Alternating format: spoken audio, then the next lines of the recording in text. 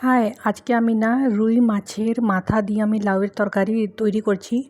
তো এর জন্য না আমি রুই মাছের মাথা নিয়ে নিয়েছি। এটাতে না আমি হলুদ লবণ লাগিয়ে নিয়েছি আর সরষের তেলে ভালো করে আমি একে ডিপ ফ্রাই করে নেব দুই সাইড দিয়ে। আমার আর আমার বরকে না অনেক পছন্দ আছে।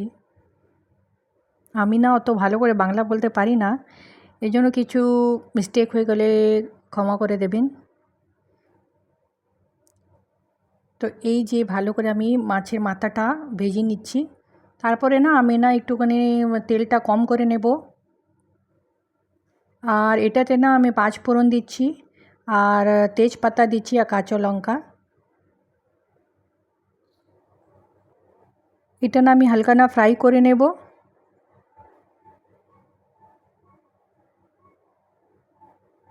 তারপরে আমি না এই লাউটা আমি এদিকে বারিক কেটে রেখেছি, মিক্স করে দেবো এটাতে।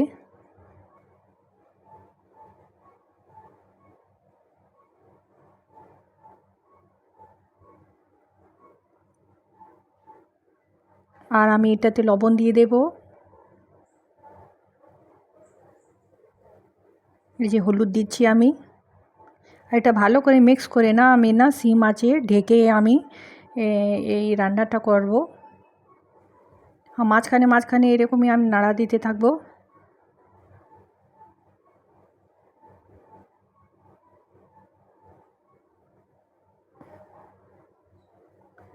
দশ মিনিট পরে না আমি মাছের মাথাটা দিয়ে দেব।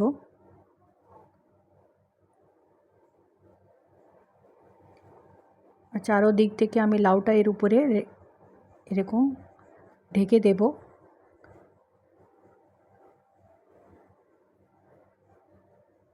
আমি না হিন্দিতে আমি পাচ্ছিলাম না বলতে, এই জন্য আমি বাংলাতে এইটা ভিডিওটা বানাচ্ছি। অনেক লোকজন আছে না যে যারা খায় না, তো এই জন্য আমি ভাবলাম এটা আমি রেকর্ড করে বাংলাতে আমি এইটা ভিডিওটা পোস্ট করব। তো এই দেখুন তরকারি আধা হয়ে গেছে।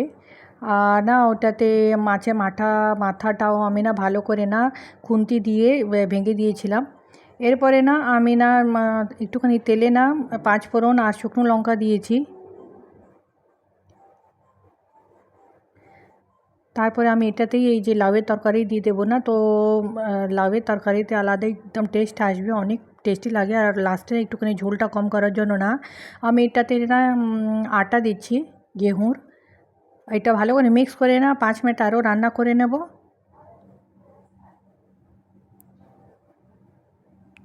ঢাকনা দিয়ে ঢেকে দেব। এই দেখুন কত ভালো মাখা মাখা হয়ে গেছে লাউয়ের তরকারি। দেখতে যেমন সুন্দর দেখা যাচ্ছে, খেতেও অনেক টেস্টি হয় এই তরকারিটা।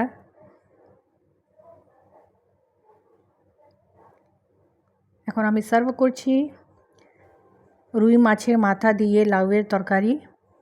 আপনাদেরকে নিশ্চয়ই পছন্দ আসবে। প্লিজ আমার ভিডিওটা লাইক করবেন আর চ্যানেলটা সাবস্ক্রাইব করবেন। Bye bye, take care.